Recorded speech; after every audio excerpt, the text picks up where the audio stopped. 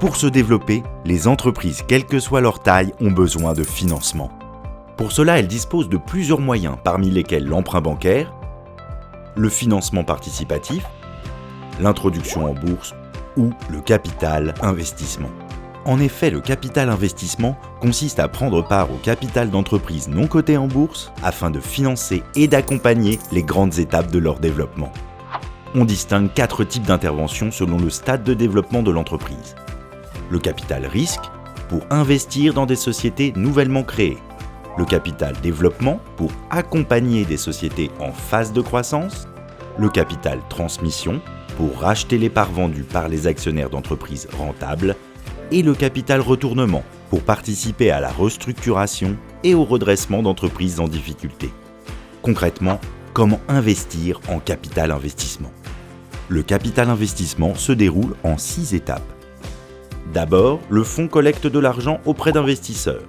Il recherche ensuite des opportunités d'investissement, puis il investit au capital des sociétés retenues et devient actionnaire.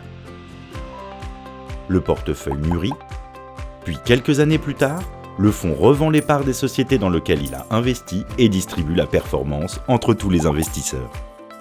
Très bien, mais pourquoi investir en capital investissement? Pour diversifier son patrimoine, pour soutenir l'emploi et le développement des entreprises françaises, pour bénéficier d'un potentiel de croissance, ou encore pour profiter d'un cadre fiscal avantageux. Comment souscrire? La souscription au capital d'entreprise non cotée peut se faire via un fonds de capital investissement.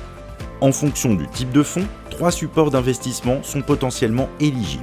Le compte-titre, le PEA-PME ou l'assurance vie en unité de compte. Et quels sont les risques? Il existe 3 principaux risques lorsqu'on investit dans un fonds de capital investissement.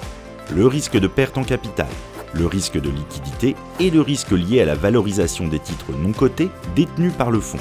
Par ailleurs, investir dans des sociétés non cotées implique un placement financier long et donc une durée de blocage.